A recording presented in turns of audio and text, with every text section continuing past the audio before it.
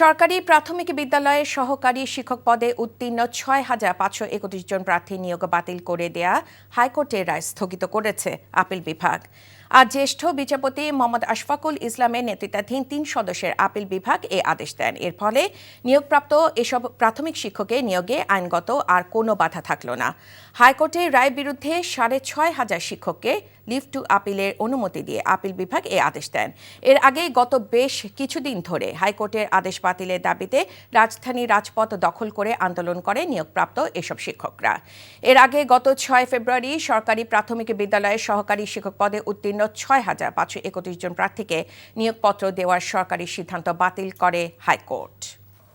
গ্রহণ করে leave grant করেছেন, অর্থাৎ হাইকোর্ট বিভাগ যে রায়টি দিয়েছিল, রায় দিয়ে ৬,৫৩১ জন সহকারী শিক্ষকের নিয়োগটাকে বাতিল করেছিল, করে ২০২৪ সালের কোটা সংক্রান্ত যে সরকারের প্রজ্ঞাপন, সেই প্রজ্ঞাপনের ভিত্তিতে নতুন করে ফলাফল প্রকাশের যে সিদ্ধান্ত দিয়েছিল সেটির কার্যকারিতা স্থগিত করেছে।